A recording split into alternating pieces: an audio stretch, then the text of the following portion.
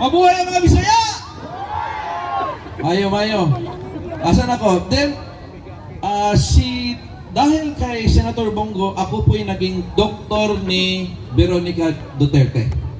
Kasi pag may sakit si Kitty, hindi pa follow ang Dr. Richard and Erica Mata. May 2.7 million followers tayo doon. Kasama na yan sila. Yan sila ang ginawa kong marites. Dahil doktor naman ako talaga no? Nag-health lecture ako katulad ni Dr. Willie Ong. Kasama ko si Dr. Willie Ong. Ngayon, mahilig din kasi ako mag-share ng mga balita, mga chismis, mga showbiz, para updated din naman yung mga followers ko, lalo na yung mga OFWs. 1 minute pa lang, updated na kaagad Kung naghiwalay ba si Heart, updated ka agad. Doon nagsimula yon, sabi ng mga followers, Dok, hindi ka lang doktor, Dok, Marites ka pa. Kaya tawag namin sa iyo, Dr. Marites. Yun ang tawag sa akin. Ngayon, habang nakaupo ako sa bahay, inisip-isip ko yung pangalan ko, Mamata Richard Tesoro. Nga, Marites nga! Inborn Marites. Nasa birth certificate ko po ang Marites. Ang test po sa aking pangalan ay Tesoro. Ako po ay uncle ni Senator Bongo. Dahil ang pangalan talaga ni Senator Bongo ay Christopher Lawrence Tesoro Go. Ako po ay Richard Tesoro Mata. So, ang first cousin ko po ang mama niya. So, in a sense, parang uncle ako, pero di ba, parang kaedad lang kami. Pero hindi siya nagmamano sa akin kasi, ay, huwag kang magmano, di ba? Tatanda tayo niyan, di ba? Pero sabay kaming lumaki. Antay ka sa saya ko. Sabi, sasayaw ba daw ako? Mamaya na. Hunya na. Akin sa mga Bisaya diri taas. Ayaw! Daghan. Mabuhay ang mga Bisaya! Mayo. Asan ako? Then, dahil kay Senator Bongo, ako po'y naging doktor ni Veronica Duterte. Kasi pag may sakit si Kitty, gabi, ako yung pinapapunta ni Senator Bong. Tatawag yan. Asaan ka? May lagnat si Kitty. So, pupunta ako sa bahay ni Mayor Duterte. So, hanggang lumaki si Kitty, pabalik-balik ako dyan sa bahay nila. So, naging close po ako dyan sa kanila. Ako po ngayon ay tumatakbong senador dahil nung naging senador po si Senator Bongo, ako po yung naging consultant din ni Senator Bongo. Nasa background lang ako. Kasi doktor nga ako So maraming tanong si Senator Bongo, marami din po akong advice. May time din pumupunta po ako sa Senate hearing kasi nag-a-assist po ako sa aking pamangkin na si Senator Bongo. Believe ba kayo kay Senator Bongo? Grabe ang nagawa niya, especially po ang malasakit centers. Ako po isang private pediatrician. Kaya lang sabi ko, walang malasakit center ang mga private hospital, di ba? Meron sa public, pero sa private wala. Lahat ba nang na-admit sa private hospital mayayaman lang? Hindi. Puno lang yung public. Kaya private na lang. Or gusto ng private kasi may pinipili silang doktor, gusto nilang doktor, wala sa public yung gusto nilang doktor. Kasalanan nyo bang may doktor kayong gusto para sa anak nyo, para sa sarili nyo? So natural na nagpa-private yung iba kahit hirap. Tama ba? Pag discharge, wala. Ang laki ng babayaran. Walang malasakit. Pupunta ngayon sa labas, pipila kay congressman para mabayaran, madagdagan. Ang hirap naman nun. Kaya ang aking ambisyon sa anong ginawa ni Senator Bongo, gayahin natin na malagyan din ng sakit centers ang mga private hospitals. Agree ba kayo?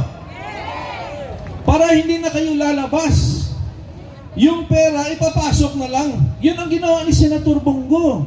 Yung wala pang malasakit, lumalabas ang mga tao, pupunta sa PCS, tara, DSWD. Bakit hindi na lang din gawin natin sa private hospital? Dahil nga, hindi ibig sabihin na private yan, maraming pera yan. Hindi po yan katotohanan. Kailangan tulungan ang private, kailangan tulungan ang public hospital. At saka gusto din natin lahat ay maka-experience ng quality care. Hindi lang yung mapipilitan na lang mag-public kasi doon lang ang may libre.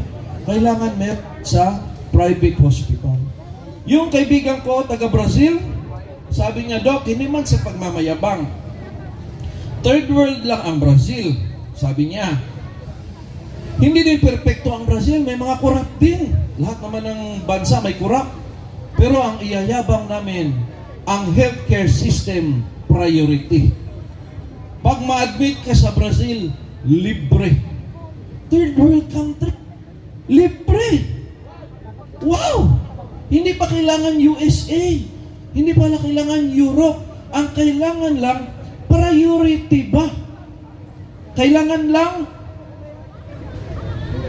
priority ba ang healthcare system sa Pilipinas ngayon? Priority ba na kunan mo ng billion na peso ang PhilHealth?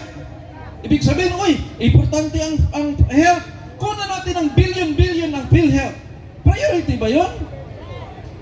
Priority ang health. Zero natin ang fund sa health kasi priority yan. Paano naging priority kung hindi mo pupunduhan? Saan ang pera para mangyari yung sinasabi mo? Madaming pera na nasa ayuda lang.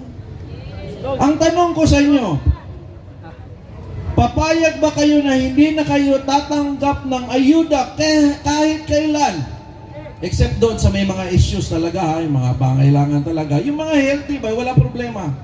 Payag ba kayong hindi tatanggap ng ayuda, pero kung ma-admit kayo sa private o public hospital, libre? Payag? O ibig sabihin yung mga 5,000, huwag na nating opinion. Gagawa tayo ng batas na ipagbabawal na nabigyan ng mga pera ang wala namang sakit. Dahil hindi na yan magtatrabaho. Maging mahirap ng ating bansa kung hindi na tayo magtatrabaho. Kailangan yung pondo na yan ilagay doon para sa may sakit kasi ang may sakit ang hindi nagtatrabaho. Correct? Para sabihin mo, Dok, kulang ang 5,000 para sa excess payment. Hindi naman natanggap yung 10. 5,000 times 10, may 50,000 na. Ibig ko sabihin, nagagawan po yan ng solusyon. Kailangan lang ipasok natin ang buong Duterte. Tama ba? Kasi pag napasok natin ang buong Duterte, magagawa natin itong mga ambisyon na ito upang maging priority na rin ang ating healthcare kagaya sa ibang bansa. Sa Japan, pumunta ako ng Japan, sabi nila, pag 16 years old and below, libre. Kung ma-admit, libre ang check-up. Pumunta ako sa emergency room ng Japan. Sabi ko, asaan ang mga pasyente? Bakit bakante ang emergency room ninyo? Sabi nila, iba't ibang lugar dito, may mga super health centers katulad ng ginawa ni Senator Bongo. Doon nagpapacheck up ang mga tao. Primary care pa lang. Libre fasting blood sugar, libre ang laboratories, libre check-up, libre gamot. Di wala nang mapupunta dito kasi hindi pa malala ang sakit, gumaling na. Anong nangyari sa Pilipinas? Ay, mahal ang laboratory, mahal ang check-up. Tapos, hindi na makaihi. Pagpa-check up, wala na, dialysis ka na.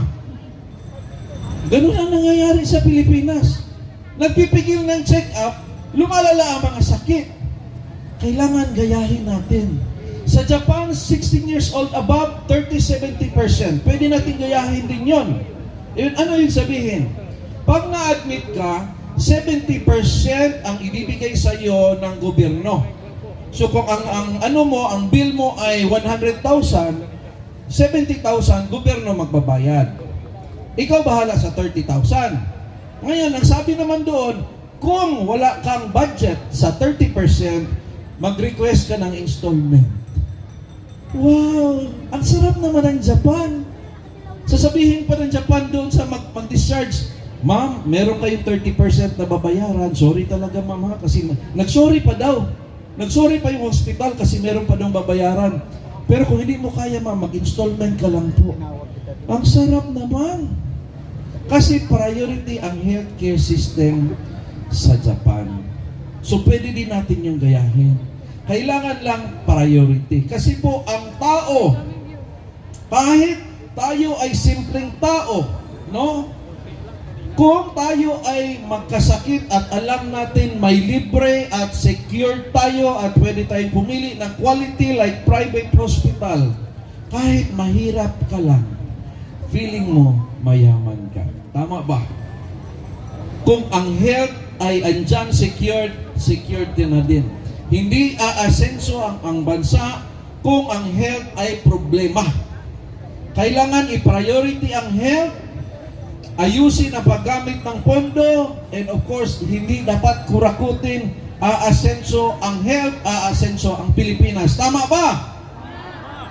Ako po yung isang pediatrician, focus din ako sa mga bata. Marami akong pasyenteng may autism.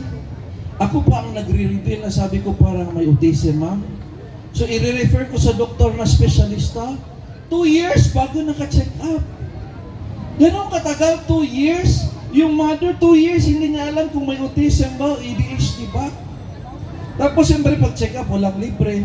Ngayon, may therapy pa. Yung therapy, ilang taon yan. Walang tulong ang gobyerno ngayon sa mga ganyan.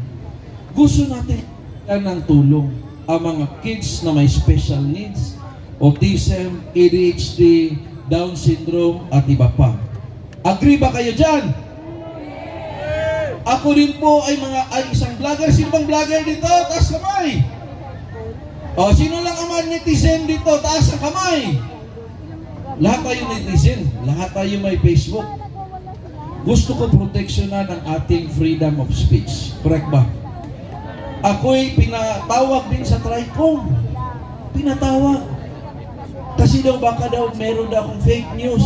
Sabi ko, paano umabot ng 2.7 million ang followers ko kung fake news ang sinasabi ko? Tatlong fake news lang nasasabihin ko, aalis yan silang lahat. Siyempre dapat quality yung news na binibigay ko. Ba't kayo mag-accuse na may fake news kami? Ang truth talaga dyan, hindi yun na may fake news kami. Dahil Duterte kami. At hindi kami nagsasabi ng fake. Nagsasabi kami ng katotohanan. Hindi sila takot actually sa fake. Takot sila sa katotohanan. Yung palabas na sinabing, you can't handle the truth. Hindi nila kaya ang katotohanan. Kaya pag-usapan natin, may blanco ba sa GAA? Ano? Ayaw sumagot. Hindi nila kaya yung katotohanan. Yan ang ginagawa nila. Inaano nila mga balita para matakpan ang mga katotohanan. So hindi sila takot actually sa fake. Takot sila sa katotohanan. Tapos yung kaming nagsasabi ng katotohanan, tawag na kaming fake. Correct ba? Kaya ako po ipoproteksyonan ko po ang freedom of speech. Kung anong gusto nyong i-post doon, karapatan nyo po yun.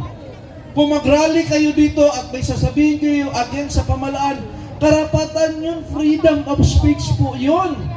Huwag tayong pigilan na magsalita dahil tayo po isang democratic country, tayo po ay Pilipinas. Kaya yan din po ang aking gustong tulungan, gusto ko rin po yung proteksyonan. Marami po ako masyado pang gustong sabihin, kaya lang nararamdaman kong gusto kong sumayaw. Kaya lang nahihiya ako. Ang alam ko mga sa inyo, mga Elias. Ha?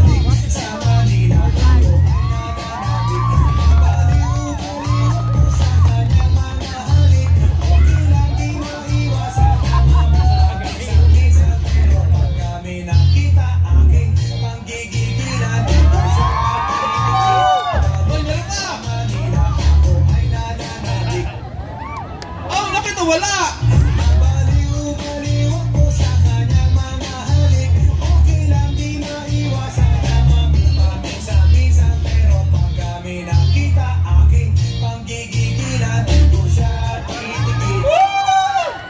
Duterte!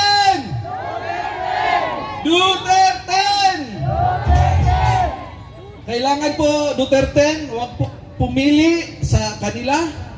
Dahil ang Duterte po ay protest vote. Protest natin yan eh. Kung magpili ka sa kanila, magkano sila, nanili naman ito sa amin. Ay, dito, nagpuprotesta. Masaya pala kayo sa ginagawa namin. So, huwag kayo mamili sa kanila kasi ibig sabihin, approve kayo. Kahit sikat, alam ko, meron kasi, sikat kasi, Dok, alam ko sikat, pero huwag kayong pumili sa kanila kasi nagpuprotesta tayo. Hindi ito about sa sikat, about ito sa atin. Sa buhay nyo, sa buhay ng anak nyo. Ito yung chance na may makapasok na ng mga bago. Ito ang may chance. Kung gusto nyo may pagbabago, kailangan bumoto kayo ng bago. Dok, paano naman kayong mananalo? Hindi naman sikat. Sikat naman si Duterte. Doon kami humingi ng tulong. Kami yung piniling 10. So si Duterte ang pinakasikat sa kanila. So kung anong sinabi ni Duterte, yun dapat ang ating sundin dahil para yun sa atin. Tama ba? Salamat sa lahat at pwede bang marites dyan? Okay lang po, ma'am. Marites! Marites! Salamat kayo, mga Bisaya, mga Isog. Daghang salamat sa tanan. Maraming salamat po. Thank you, Father. Muli, palapakan po natin ang ating Marites sa Senado, number 42, Doc Marites Mata! Palapakan po natin! Huwag kang tulay, baka mapahiya.